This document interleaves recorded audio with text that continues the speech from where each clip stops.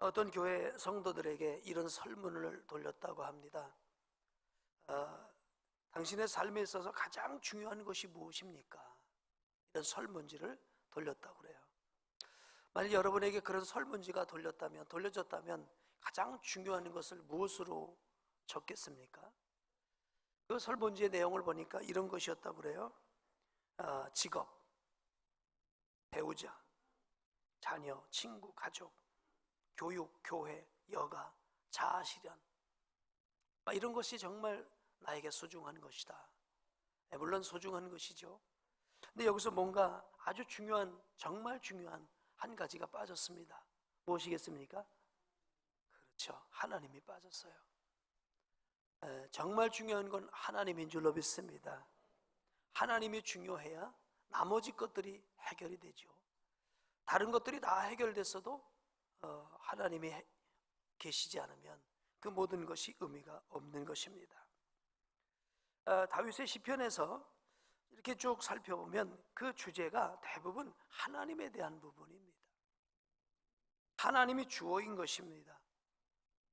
하나님을 중심으로 묵상하고 하나님을 중심으로 이렇게 시가 기록되어져 있어요.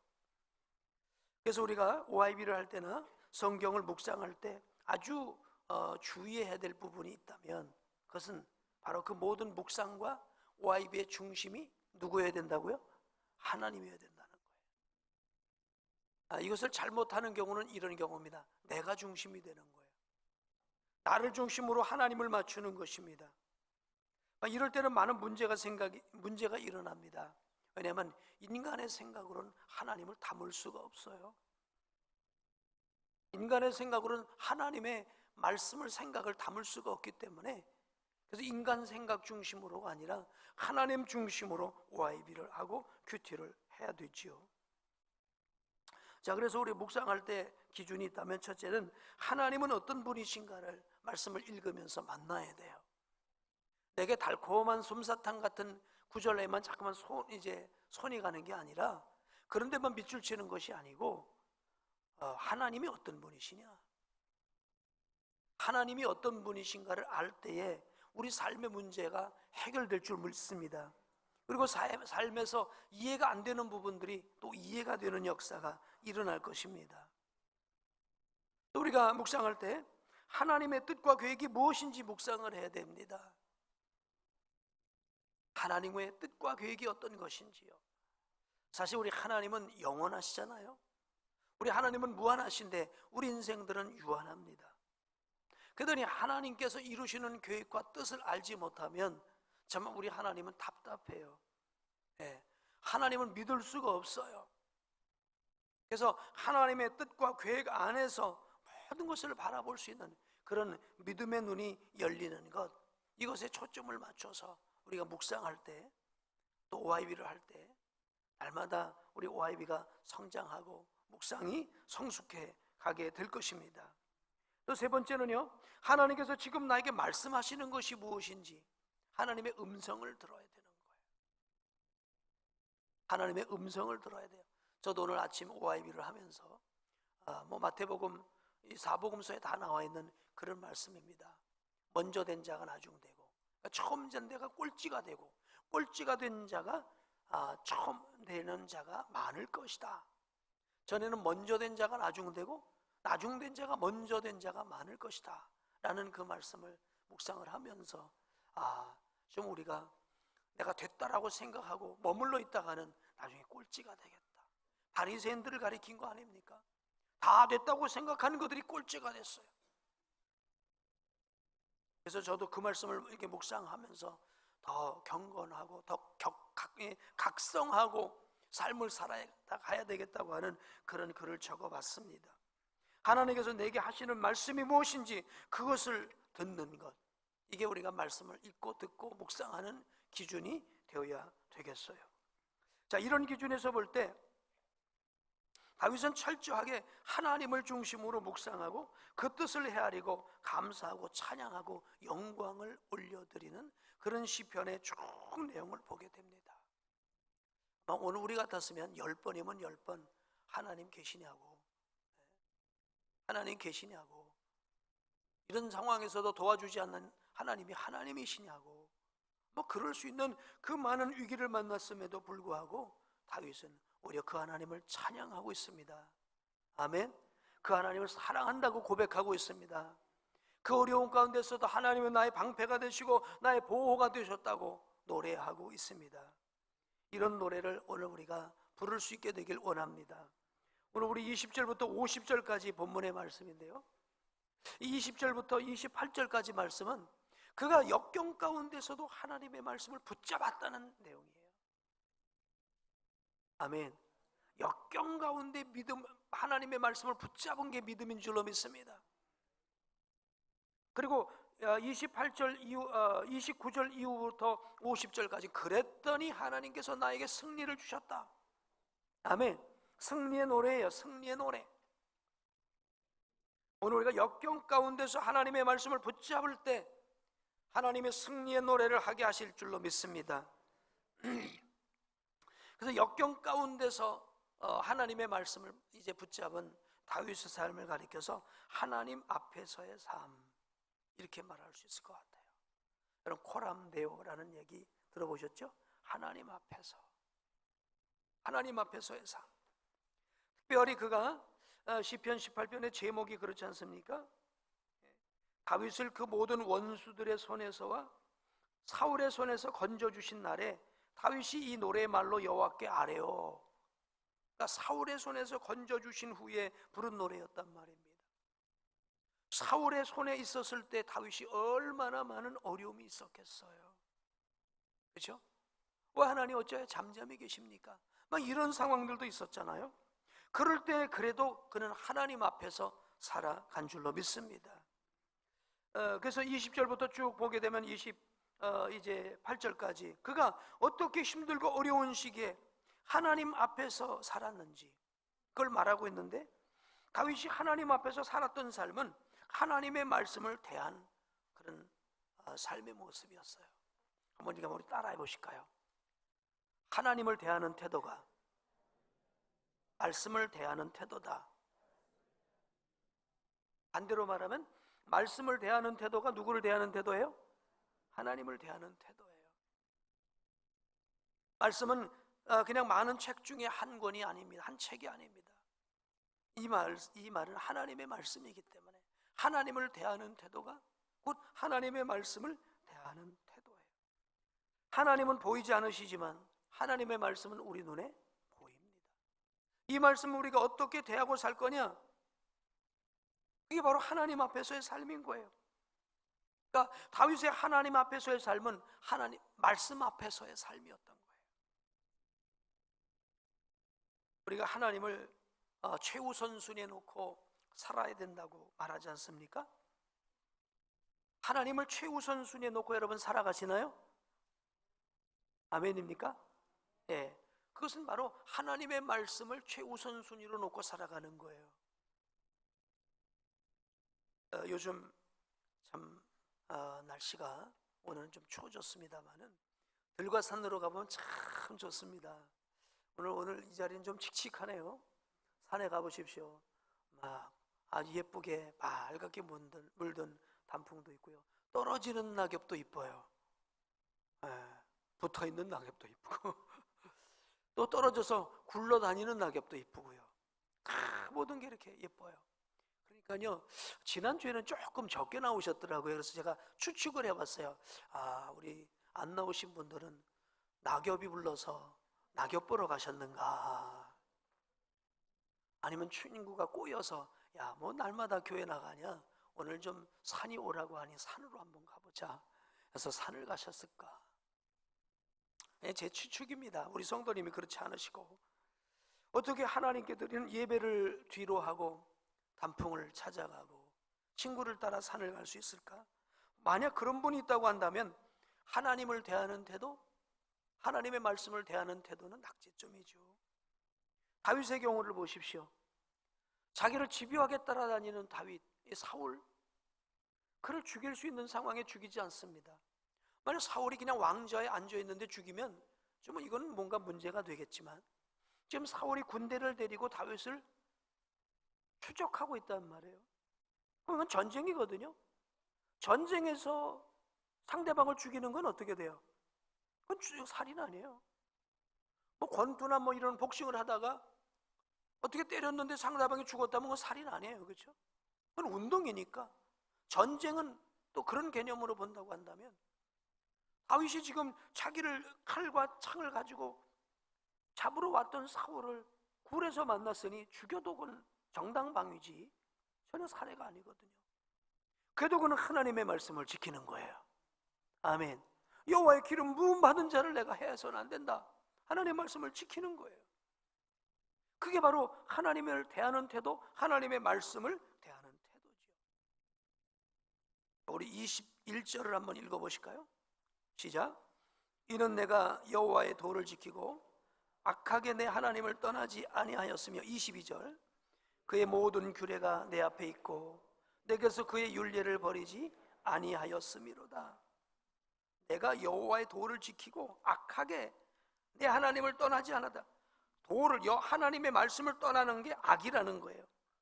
다윗은 하나님의 말씀 떠나지 않았다는 거예요. 그가 모든 규례가 내 앞에 있고 내게서 그의 윤례를 버리지 않았다는 것이죠. 이게 다윗이 하나님의 말씀 앞에서 살아간 삶의 모습이라고 말할 수 있겠습니다. 자, 그래서 우리 성도들이 오늘 해야 될 일 가운데 아주 중요한 것은 하나님의 말씀을 읽고 듣고 묵상하고 그 읽고 듣고 묵상한 말씀을 삶에서 살아내는 그 말씀을 붙잡고 씨름하는 노력이 오늘 우리에게 필요하다는 것입니다. 아멘. 다윗이 목동으로 살면서요, 목동으로 있었을 때 양만 친 게 아니었어요. 양만 친 게 아니었어요. 그는 양을 치면서 하나님의 말씀을 붙잡고 씨름했어요. 아멘. 아멘. 오늘 우리도 이제 우리의 삶이 뭐 바쁘다 힘들다 뭐 많은 얘기를 하지만은 목동만큼 바쁘겠어요?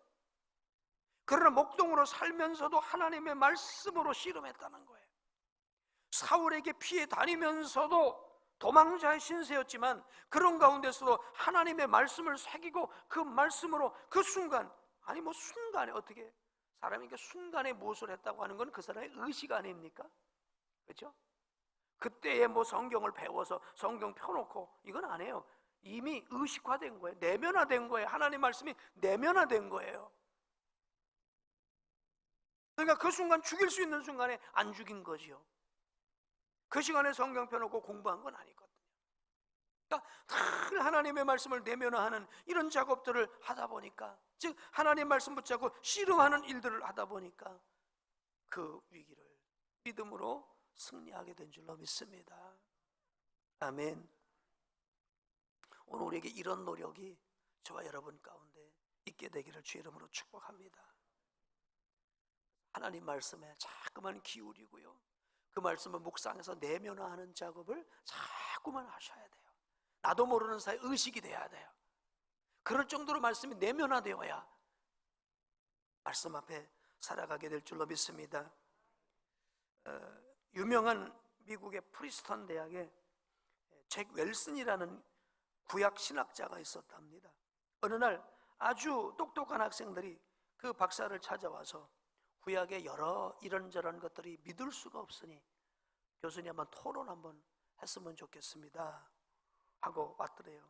그래서 그 교수가 그래 토론 좋은데 우리 자네들 성경 몇 번이나 읽었는가? 성경 한 번 이상 읽은 친구들 있으면 한번 손 들어보게. 나 머리만 극적거리고 한 번도 못 읽었습니다. 이보게 나는 적어도 40년 동안 밤잠을 안 자면서 몇백 번 성경을 읽고 연구하고 그래도 믿지 못할 것이 없는데 어떻게 성경을 한 번도 안 읽은 친구들이 그렇게 의심할 게 많고 믿지 못할 게 많은가? 진짜 부끄러운 얘기죠. 근데 이게 저 미국에 있었던 옛날 어떤 얘기가 아니라 사실 오늘 우리의 얘기일 수가 있는 거예요. 우리도 성경 한번 제대로 읽지 아니하고 이거 말씀 한 구절 하나 내면화된 말씀이었고, 예? 그러면서 뭐 하나님은 뭐 응답 안 하시네, 뭐 하나님은 뭐 그러시네 저러시네 하고 부정적이고 비판적인 얘기를 할 수가 있을까요? 뭐 하나님 복 주신다고 그러더니 뭐야? 뭐 이런 말씀 할 수 있나요? 할 수 없겠죠. 다윗의 승리는 하나님의 말씀을 알았고 그 말씀을 삶에 적용하고 내면화했던 그런 승리의 말씀이었는 줄로 믿습니다. 그래서 30절에 이렇게 말합니다. 한번 읽어보실까요? 시작. 하나님의 도는 완전하고 여호와의 말씀은 순수하니 그는 자기에게 피하는 모든 자의 방패시로다. 그러니까 이 말은요, 누가 하느냐에 따라서 틀려요. 누가 하느냐에 따라서 틀려요. 만약 거기 하나님 말씀 의심하는 친구들이 와서 하나님의 도는 완전하고, 그건 뭘만 하는, 입술로만 하는 거죠. 다윗이 말합니다. 하나님의 도는 완전해. 하나님의 도는 완전해. 여호와의 말씀은 순수해. 그에게 피하는 모든 자에게 방패가 되셔. 왜요? 그 삶에서 살아냈기 때문에, 내면화됐기 때문에 이 고백이 힘이 있는 줄로 믿습니다. 그래서 저는 다윗을 가리켜 하나님의 말씀을 살아낸 사람이라고 말하고 싶어요. 우리 한번 따라해 보실까요? 다윗은 말씀을 살아낸 사람. 아멘. 저와 여러분이 그렇게 되기를 주의 이름으로 축복합니다. 아멘. 주의 이름으로 축복합니다. 자, 그래서 29절을 이렇게 고백하고 있습니다. 한번 읽어보실까요? 다 같이요. 시작. 내가 주를 의뢰하고 적군을 향해 달리며 내 하나님을 의지하고 담을 뛰어넘나이다. 그러니까 하나님의 말씀이 위기 가운데서 증명되었다는 거예요. 삶 속에서, 삶의 현실의 그 고통 가운데서 하나님의 말씀이 증명되었다는 거예요. 하나님의 말씀을 살아낸 거예요. 하나님의 말씀이 머리에만 있는 게 아니고요, 가슴으로 내려왔고 손과 발로 움직여진 그런 말씀인 것이죠. 하나님의 말씀을 살아낸다는 것은, 여러분 이렇게 생각해 보세요. 여기 양탄자와 솜니부를 이만큼 두껍게 깔아놓고 야 한번 굴러봐. 여러분 못 구르, 저도 구르겠습니다. 여러분도 다 구르겠죠. 그런데 한번 굴러봐 했는데 구르고 났는데 낭떠러지면 어떡하겠어요? 못 구르죠, 그죠? 하나님의 말씀을 붙잡고 내가 구르고 나면 낭떠러지라도 내가 굴러보겠습니다. 그럼 뭔가 위기와 도전과 이런 것이 있을 때에 살아계신 하나님의 말씀은 완전하구나. 하나님 지켜주신다는 거 맞아. 하나님 도와주신다는 거 맞아. 하나님 함께 하신다는 거 맞아. 아멘. 이 얘기를 할 수 있는 거예요. 그렇죠? 지금 다윗의 얘기는 그거예요. 하나님의 말씀을 살아냈기 때문에 하나님은 완전해. 하나님은 살아계셔. 이런 말을 할 수가 있는 거예요. 그런 노래를 할 수 있는 거예요. 지난주간 우리 교회 어느 집사님이 그런 얘기를 했어요. 목사님 저 간증할게요. 그래갖고 제가 이렇게 헌신하면서 사려고 하는데 한 달 동안 너무 어려워갖고 뭐 이렇게 자동차 이만큼 되는 거 수리도 할 정도로 돈이 없었다고 그래요. 너무나 갑자기 이렇게 어렵다 보니까, 근데 이렇게 또 선교사님으로부터 주변으로 도움의 손길을 이렇게 요청을 받았는데, 마음으로 그냥 내가 지금 내 코가 석자인데 뭘 하랴, 그런 마음도 순간 들지만 그래도 이건 어떻게 하든지 해야 되는데, 그러면서 내가 지금 없지만 빌려서라도 해야 되겠다. 빌려서라도. 그래서 빌릴 사람을 이렇게 손을 꼽아갖고 전화를 해야 되는데 해야 되는데 그게 얼마나 어렵습니까? 그러니까 하지는 못하고 이러고 있는데, 갑자기 그러고 있는데, 그 마음을 먹고 있는데, 그 다음날인가 이렇게 아침에 휴대폰에 알림음이 삑 하고 울려갖고 휴대폰을 딱 열어보니까 우와, 1억이 입금이 되었더라는 거예요. 물론 그냥 공짜 돈은 아니고 받아야 될 돈이지만, 그러면 뭐 언제 준다는 것도 아니었는데, 그래서 그런 거를 딱 그 순간 입금된 걸 보면서 순간 소름이 쫙 끼치더라는 거죠. 와, 이 모든 것을 아시는 하나님이시구나. 내 마음도 내 생각도 아시는 하나님이었구나. 아니 내가 뭐 내 코가 석자인데 내가 누굴 도와줘? 이렇게 그냥 포기하는 게 아니라 내가 빌려서라도 한번 헌신을 해야 되겠다고 그렇게 결정한 순간 하나님이 하셨구나. 하나님은 양탄자에 구르고 하나님은 알 수 없어요. 양탄자에 구르면서 하나님은 알 수 없어요. 와, 푹신한 하나님은 알 수 있을까요? 안 해요. 하나님은 푹신한 하나님이 아니에요. 우리 낭떠러지로 구르면서 와, 하나님이 붙잡아 주시는구나, 하나님이 잡아주시는구나, 하나님이 인도하시는구나, 나와 함께 하시는구나 하는 성경이 사실이구나, 성경이 사실이구나, 이런 걸 경험하게 되는 줄로 믿습니다. 여러분, 하나님 말씀 읽으면서 복받은 분이 있어서 제가 이렇게 사진을 찍어서 스크랩을 해왔어요. 누구냐면 대전의 대광교회를 다니시는 우리 성결교회, 대광성결교회, 우리 기성 아니고 예성 아니고 기성이네요. 박평규 집사님. 성경 제목이 이거예요. 성경 읽으며 암 고침 받은 박평규 집사. 폐암 말기 3개월 시한부 판정을 받았지만 죽음을 두려워하지 않고 꾸준히 성경을 읽기에 매진해 암을 이겨낸 성도가 있다. 바로 대전 대광교회 박평규 집사다. 이 사람은, 이 집사는 2012년에 암이 발견됐나 봐요. 발견됐는데 3개월, 많이 살면 5개월 시한부 판정을 받았다고 그래요. 아마 그 전부터 성경을 읽어왔는데 더욱더 아주 성경을 읽으면서 암 판정을 받고 6년간 백독을 했대요. 놀라지도 않으셔요? 백독이 이게 쉬운 게 아닙니다. 우리가 1년 1독 하기도 힘들잖아요, 그렇죠? 백독이 얼마나 힘든 건데요. 그런 이제 이 집사님은 성경을 읽으면서 2개의 암을 고침받는 더 놀라운 은혜를 체험했다는 거예요. 아멘.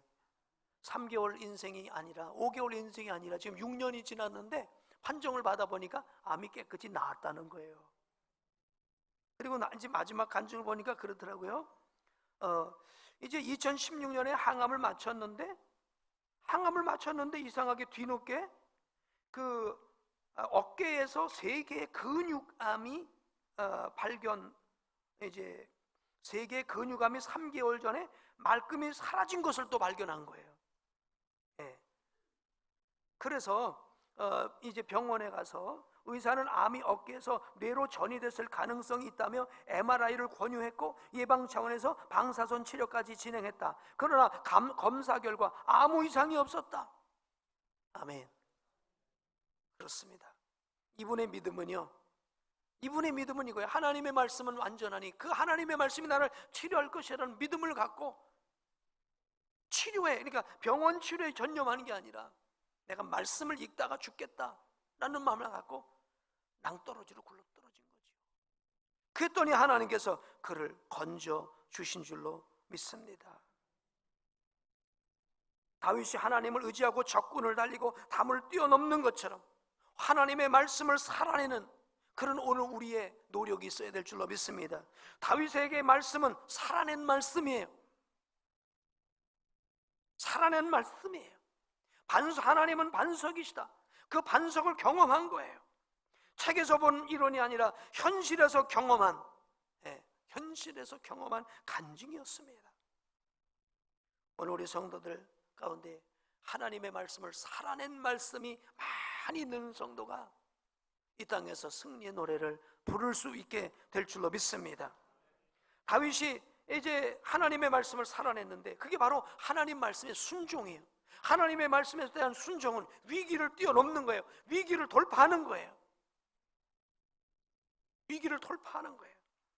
그래서 맥스웰이라고 하는 리더십 연구가는요, 하나님 말씀을 순종하는 것은 위기를 뛰어넘는 것인데, 그래서 하나님 말씀을 살아내는 것을, 이렇게 순종하는 것을 이렇게 얘기를 합니다. 6가지 한번 보여주시겠어요? 한번 읽어볼까요? 순종을 살아냄의 원칙이 있는데요, 6가지에 하나 한번 읽어보실까요? 하나,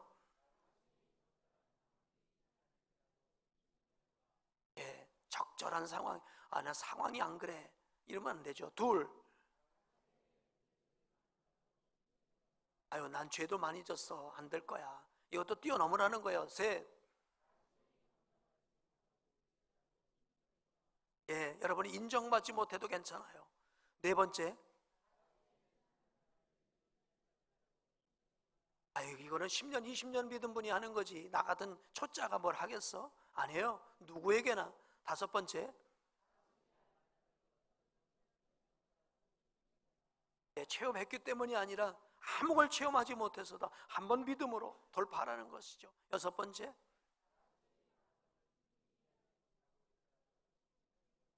그렇죠. 처음인데 어떻게 끝을 알겠어요? 과정을 모르죠. 그렇지만 이 말씀을 한번 순종해 보는 거예요. 예? 살아계신 하나님을 의지하고 낭떠러지로 구르는 것이죠. 이런 것과 같은 것입니다. 말씀을 살아내는 것. 어려울 때 11조 드리는 건 참 어렵잖아요. 그렇죠? 지금 내 살기도 바쁜데, 지출 목록이 그냥 빼곡한데, 수입은 적고, 말씀을 살아내는 거예요. 말씀은 살아내는 거예요. 아멘. 어렵다고 생각하면 아무것도 할 수 없어요. 말씀을 지켜내면 그때 하나님께서 채워주심, 지켜주심, 보호하심, 인도하심, 아멘, 경험하게 될 줄로 믿습니다.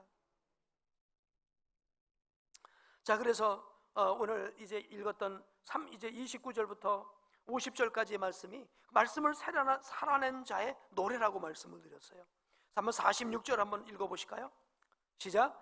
여호와는 살아계시니 나의 반석을 찬송하며 내 구원의 하나님을 높일지로다. 할렐루야. 지금 다윗이 말하는 여호와는 살아계시니, 여러분 이게요 그냥 아무나 그래서 여호와 하나님은 살아계셔 하는 말하고는 틀린 말이에요. 적군을 뛰어넘으면서 하는 말이 와 정말 하나님은 살아계시다. 아멘. 죽을 고비를 넘으면서 와 하나님은 살아계시다. 아멘. 이런 고백이 바로 하나님 앞에서 부를 노래인 줄로 믿습니다. 와 하나님은 완전하셔. 하나님의 말씀은 순수해. 틀린 게 없어. 그 말씀대로 살면 다 복이야. 아멘. 살아본 사람만이 이 말을 할 수 있는 거예요. 얼마 전 히말라야를 등반했던 대원들의 안타까운 죽음이 있었습니다. 많은 분들은 그런 얘기를 하죠. 아니 그렇게 거기 가면 많이 죽는다는데 왜 그걸 알면서도 갔을까? 저는 이런 생각을 해봐요. 그 히말라야 그 어떤 에베레스트 하면 그 산에 올라가서 맨 위에 올라가서 외칠 수 있는 그 구호는 아무나 못 부르는 구호예요. 그만 부를 수 있는 구호예요. 그렇죠? 그들만 부를 수 있는 구호예요. 그들만이 외칠 수 있는 외침인 거예요. 오늘 다윗이 하나님은 살아계셔. 이건 뭐예요? 사울의 온갖 위험 가운데서도 말씀을 지키며 여기는 온갖 불법을 동원해서 나를 죽이려고 하는데 나는 하나님의 말씀을 지키면서 대적을 하니 내가 이긴 게 아니라 하나님이 이기셨으니 하나님은 살아계시다. 하나님은 나의 방패시다. 반석이시다. 이렇게 고백할 수 있었던 줄로 믿습니다. 오늘 우리 모두 하나님의 말씀을 믿음으로 살아내서 우리 하나님 앞에서 부를 수 있는 구호가 있고 노래가 있는 그런 성도가 되기를 주 이름으로 축복합니다. 우리 다 같이 자리에서 일어나실까요? 우리 말씀 앞에서 우리 두 손 들고 우리 한번 찬양하도록 하겠습니다. 하나님의 말씀을 나의 삶 속에서 살아낼 수 있기를 원합니다. 하나님 말씀에 운명을 걸고 목숨을 걸고 그 말씀을 지켜내되 낭떠러지에서 말씀을 의지하고 굴러 떨어지듯이 구를 수 있는 믿음, 현실의 위기 앞에서 도전할 수 있는 믿음을 주시옵소서. 우리 한번 함께 기도하실까요? 할렐루야. 살아계신 하나님 아버지, 하나님의 말씀을 살아낼 수 있는 저희들에게 도와주옵소서. 하나님의 말씀이 성경의 글씨로서의 말씀이 아니라 머릿속의 말씀이 아니라 가슴의 말씀이 아니라 이 말씀이 살아내는 말씀, 그래서 증거되어지는 말씀, 다윗처럼 노래되어지는 말씀, 정말 아버지 살아내어져서 증명이 되어지는 말씀이 될 수 있도록 축복하여 주시옵소서.